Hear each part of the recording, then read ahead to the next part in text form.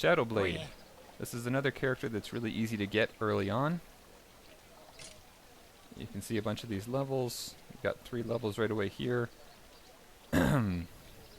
He is fast.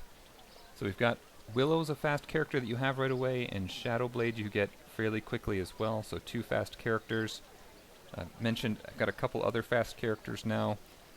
I finally have enough to put together a decent fast team that I could potentially use to do dungeon raiding.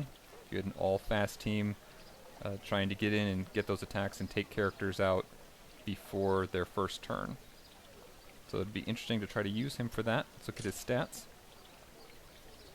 He does have incredibly low health. You see shifty as well, so he can dodge attacks. That seems to come up fairly often. I see him in other players' defending teams fairly often, and it can be really frustrating to try to take him out. He's got fairly high attack, low defense, very low health. He's not going to last long, but he does go first, and he can do a lot of damage. Let's look at his abilities. This From the Shadows is really useful. So he's got low to medium attack on that basic attack, but From the Shadows, this is just the level 1 version of it, about twice the damage of his basic attack at level 1. Again, when you level it up, it's even higher.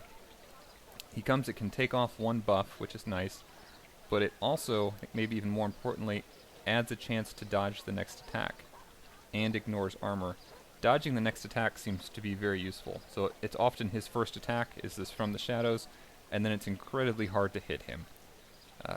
This combined with that shifty just makes it very difficult to hit him, and you can waste turns trying to attack him when the rest of the team is attacking you as well. And so that can make him very useful, and ignoring armor means that he can do a lot of damage. Look at his next Ascension. He's got this Vampiric Shurikens.